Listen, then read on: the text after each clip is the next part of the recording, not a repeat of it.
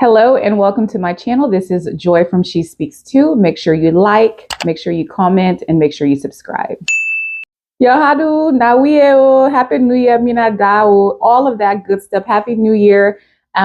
This is my first video of the new year, and I hopefully will start trying to do a video at least once a week to get in the swing of things. I have been really busy. There has been a lot going on, but what do you care? You just here for the video. So I'm going to talk about the United States versus Liberia, not in war, I beg you, no war, no big war, but United States versus Liberia in terms of living. Which would I prefer? Or which would any of you guys prefer, giving the information I'm going to give you guys? And this is just based on my experience. Every time I do these videos, I have to let you know that this is based on my experience. And usually the most criticism, and I don't mind criticism, please, I don't mind it. I do videos, so I'm open to it. The most criticism that I do get, the criticism comes from people who haven't been to Liberia since Jijirawa time. They don't know what's going on the ground. They don't understand what I'm talking about. They sometimes take it as an approach that is maybe like out of touch or elitist or whatever they want to call it. But if they're there, said they haven't been there to know the struggle, because the struggle continues in Liberia right now as we speak. So anyway, I'm going to give you my experience on living. I've had the privilege, and I say privilege, of living in Liberia because it is a privilege to go back to your home country and live there. And I've had the privilege of living in the United States, which the United States has afforded me a lot of opportunities. So I've had the privilege of living both places. So I'm going to tell you United States versus Liberia, no war, what I think. So here, so number one, the most important thing, if you are going to live in Liberia, is you have to have cash. You have to have money. You have to have cold, hard cash. You have to have dollar bills. Liberia is a cash society. You can use your card, your ATM card, your bank card, your credit cards at so most places now. You can use it at some restaurants. You can use it sometimes to get gas. You can use it at the grocery store.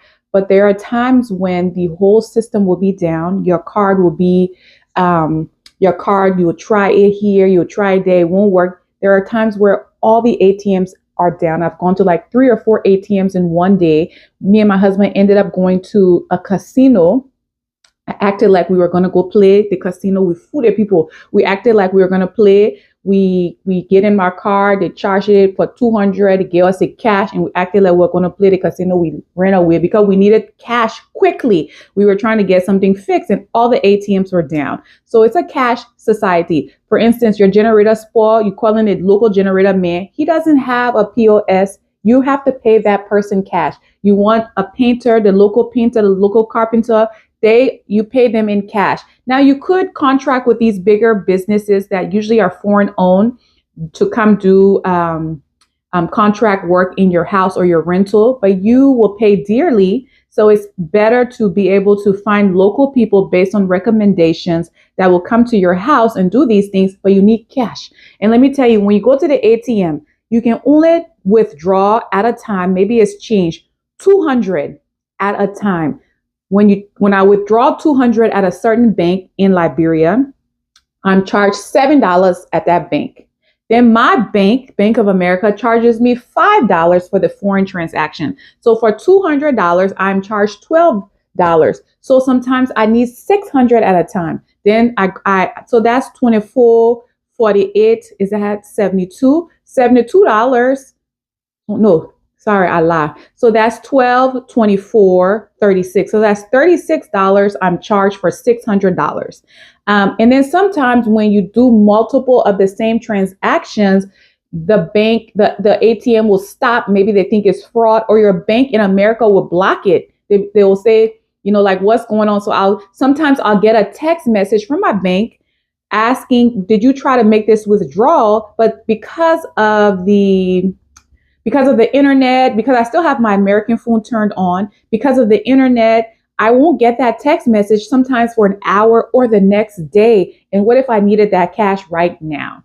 So Liberia is a cash society. Make sure you have your cash. Make sure you know how you're going to store your cash. Are you going to open a bank account in Liberia? Are you going to transfer your money? If you do transfer, there's a fee for that. Your American bank will charge you upwards. Our bank charged us about 70 something dollars. Then of course the bank in Liberia receiving your money will put a small fee on there too. So you need to decide. Sometimes you can find someone who has Zelle in America where you can Zelle them the money, but you got to trust the person now. They can fool you. So you need someone who you can trust, who has a Zelle, who needs money in their American account. You Zelle them the money, then they give you the cash in Liberia. And if you find a good person, a nice person, a friend, they're not charging you, but a good business or to be having someone Zelle you, then you pull it interest on it. Even if that $5, you make your money anyway.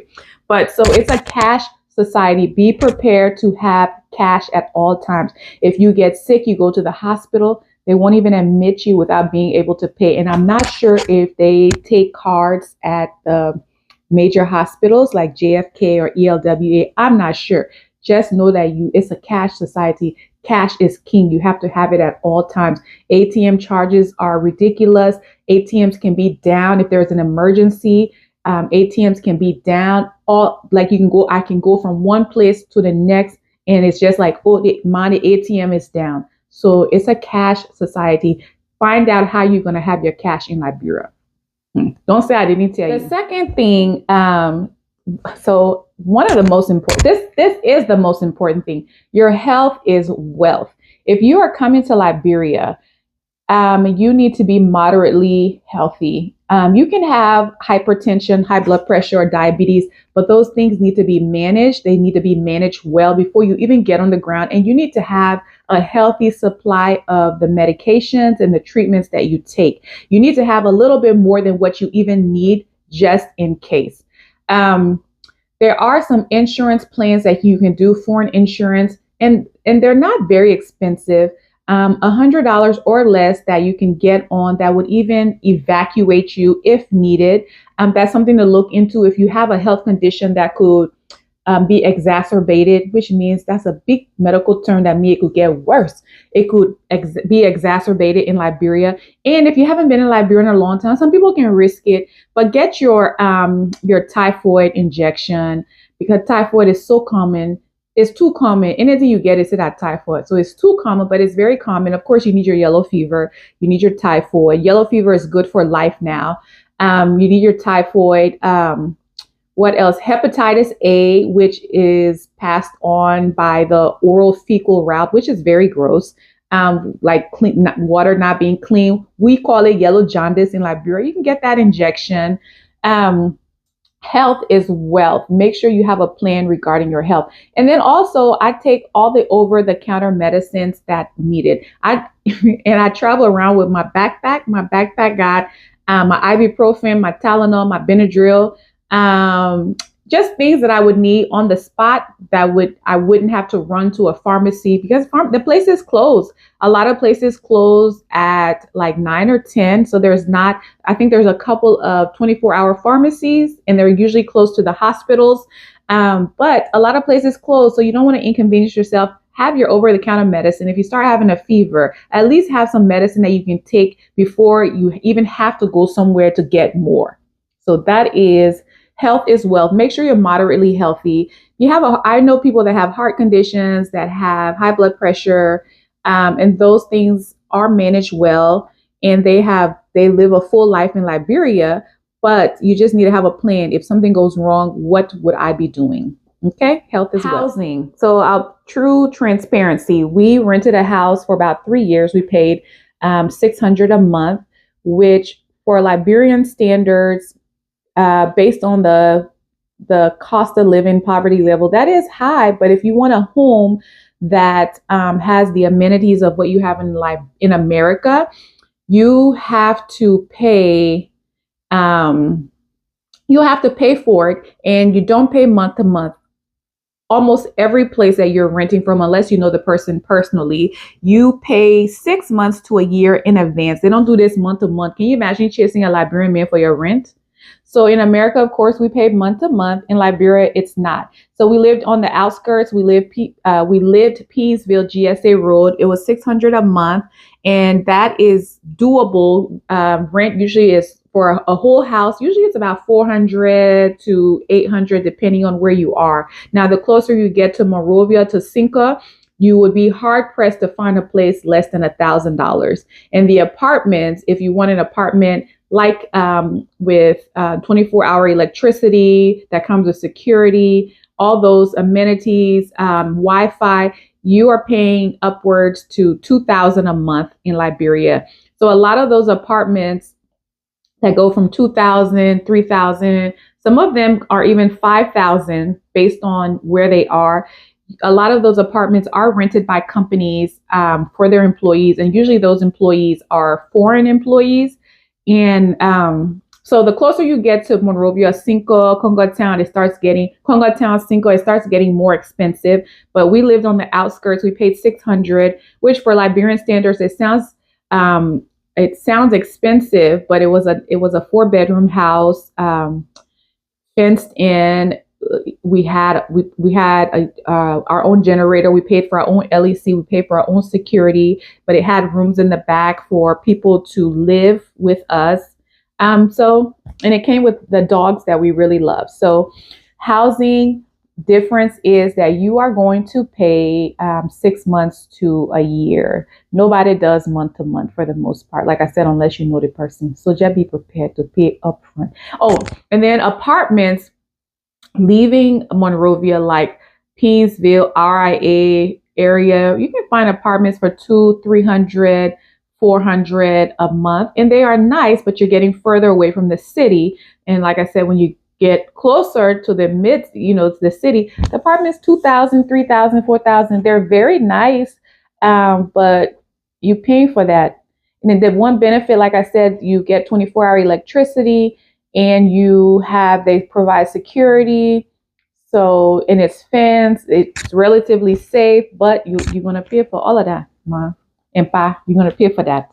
So that is housing. So friendships. This is an interesting one. Let me talk about friendships in Liberia.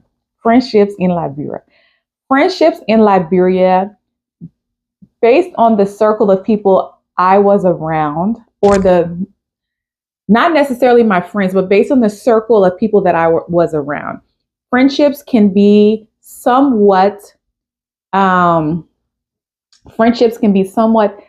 my opinion, a little superficial, because everyone is afraid to be vulnerable with their friend. You're not going to tell them. So in America, you have your friend, you're having issues at home. There's no problem. Say, Susie, my husband's been acting up, and I just, he's getting on my nerves. You don't tell nobody a business in Liberia, because it will be used against you, man. It will be used against you in the court of law. By the time you tell somebody, she rules so that while her husband and they're having issue, and the same friend that listen to you. So friendships are somewhat superficial. You don't get vulnerable. You learn the hard way to keep your business to yourself. So there are very few people that you can actually trust with your innermost workings. You just keep it to yourself. So because of that, there's a certain facade that everyone puts on. Everyone acts. And then another thing that I found is everyone acts like they have it. Everyone acts like they're super busy. They're like booked and busy. Everybody's like, yeah, man, I gotta meet with the president tomorrow. It's a lot of that kind of stuff. And yeah, so friendships can be that. So find you one or two friends that you can trust, and then have you can have a big social circle of people that you hang with, go out with, but find one or two people you can trust, which I was able to find one person that I trust. And our kids love each other. She's a person that I feel would give you the shirt off her back. And my husband and I would do the same for her. She's a lovely person. So, and a funny person. She reminds me of a relative that I have.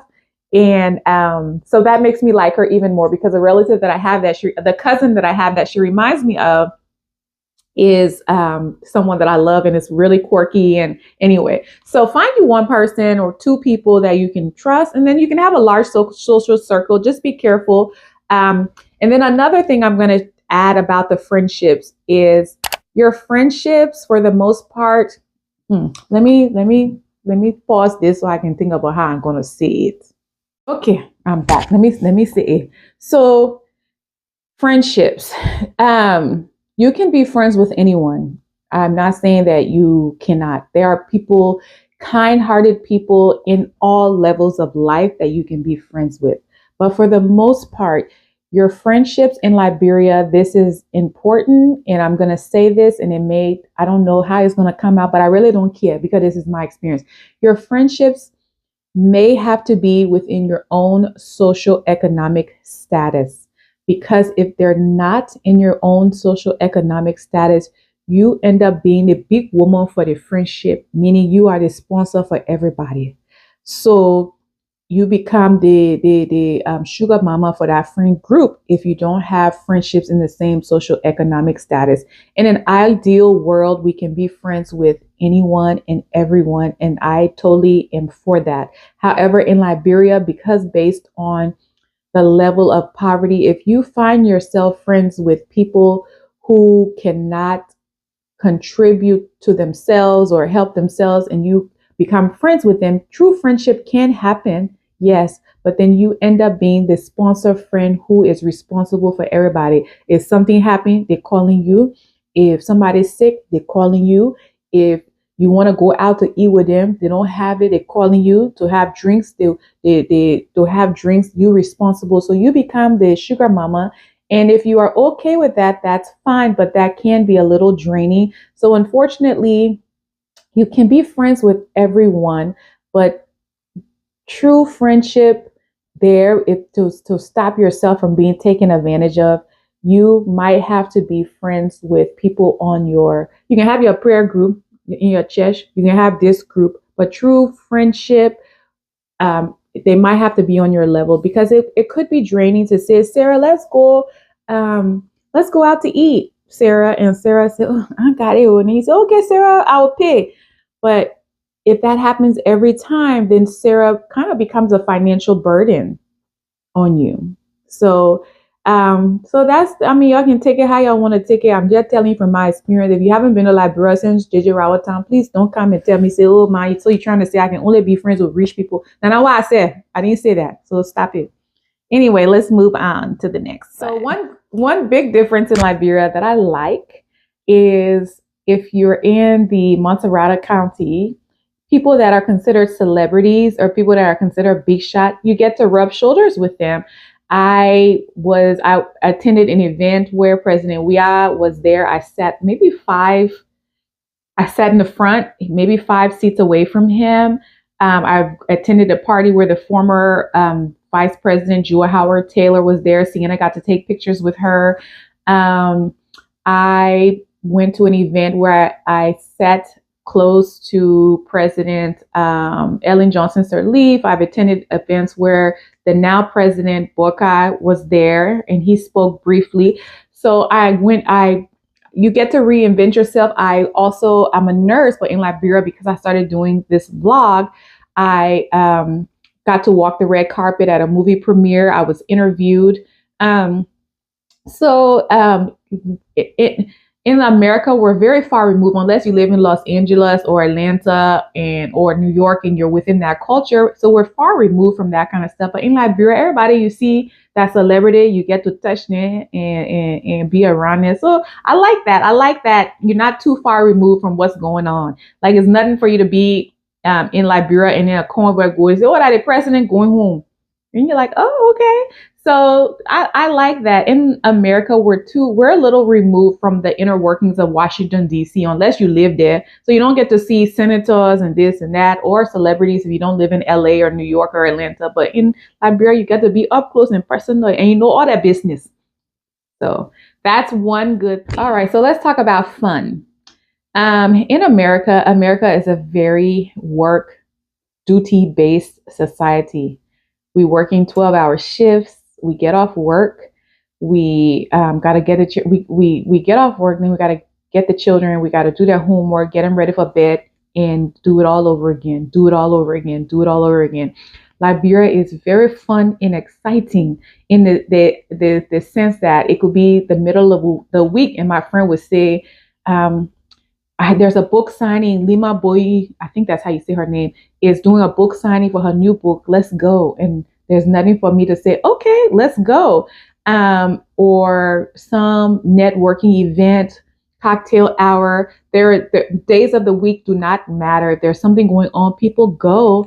And we just wake up the next morning, get the children ready for school, and we start another day. There's nothing for Sienna to wake up on Saturday or Sunday and be like, Mommy, I want to go to the beach. You go to the beach, you hang out, say, oh, we got school. Yeah, Mommy got to. There's none of that. So in Liberia, I feel like there's a better work family balance than in America. In America, I feel like that's one thing I don't like. We slave, we slave, we slave. We come home, we clean up, we cook, we slave, then we go to work.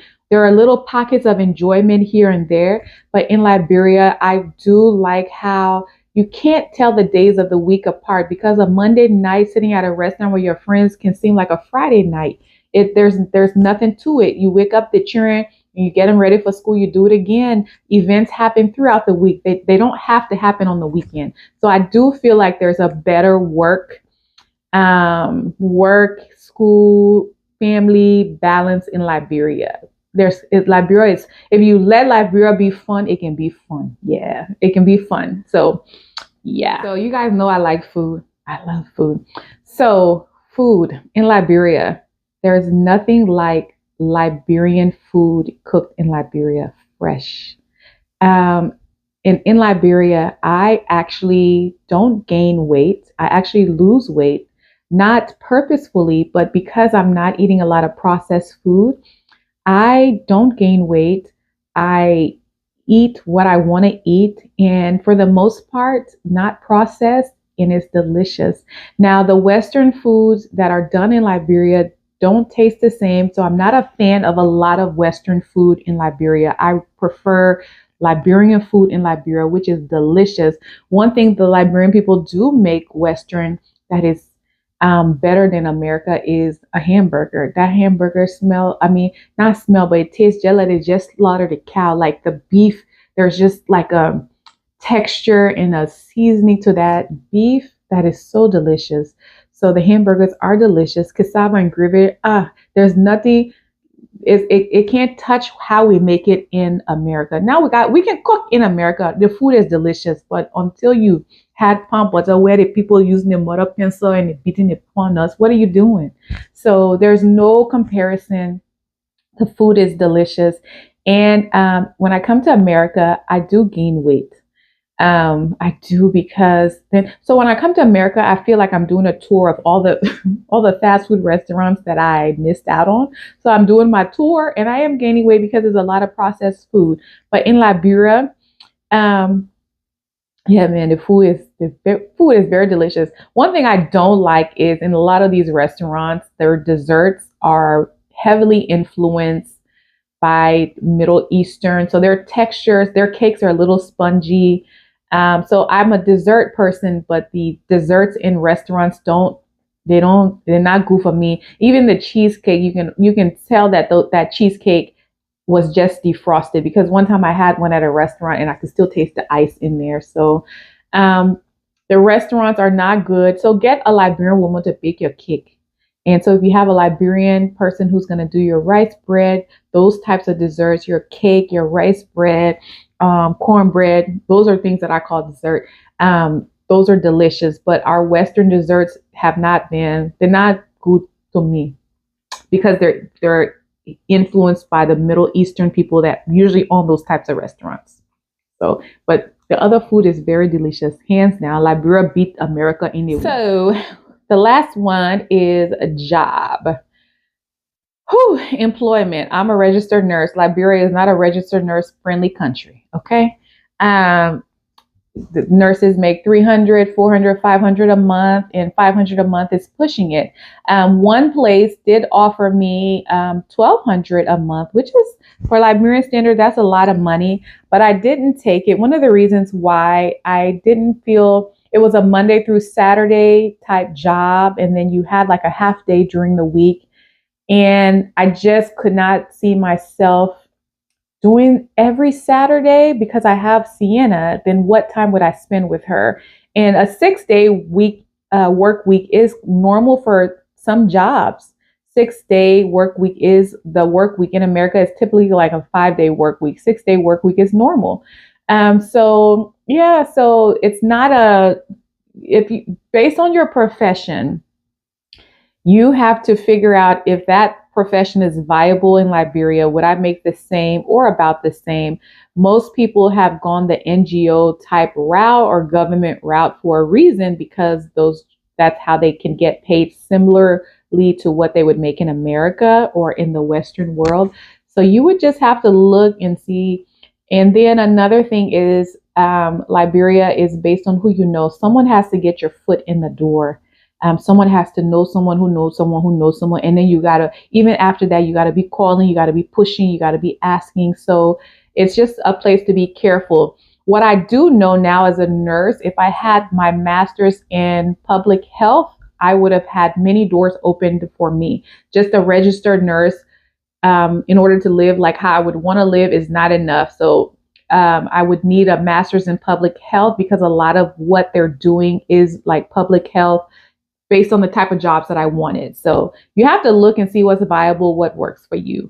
So job wise, be careful. Be careful. Don't say because I can't even think of any profession, but I'm doing it here and I'm successful, I'll go to Liberia and do it. Be careful. Okay. I lied. I said that was the last thing. That wasn't the last thing. One thing you have to be in Liberia, you have to be brave. You have to be brave. For some of us who lived through the Civil War, we were children. We saw a lot of things. When you come back to Liberia, you got to immerse yourself slowly, like you putting a cat in water slowly. You drop the cat in the water, it will scream and jump out. You got to immerse yourself slowly. Traffic can be horrendous. It can be scary because of the motorcycle riders. Even, the fact that you have to have security at night, your house is all iron, you have iron doors, iron bars, you have to be brave. Now, like America has its own set of struggles, like these mass shooters or people who are driving into crowds and hurting people, unaliving people. You got to say that way on YouTube. You can't be using words that will get your video flagged, but America has its own struggles with the school shootings and things like that. And then Liberia has its own where you got to be brave, armed robbery, rogues, just public unrest, people dissatisfied, deciding to protest. Is nothing for you to be driving and people protesting and they're blocking the roads or they're smashing cars and stuff because they're mad. So there is some unrest at times. So you got to be brave. It took me a little bit. And I had to start to toughen up. So you have to be brave. You have to be brave both places because, like I said, like America has its own set of struggles. So does Liberia. So that is it. Just a video on different things in Liberia, America versus Liberia, or Liberia versus America, whichever way you want to say it.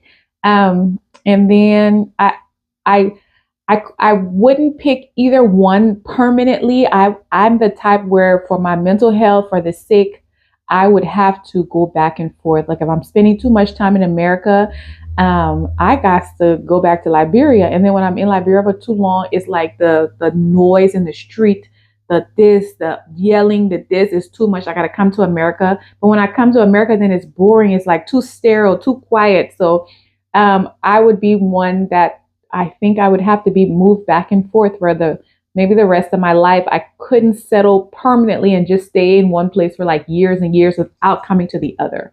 Maybe because of how I grew up. So that is it. I hope you enjoyed this video. I hope you watch until the end. So this is Joy from She Speaks Too. Make sure you like, make sure you comment, make sure you subscribe, and I will see you later.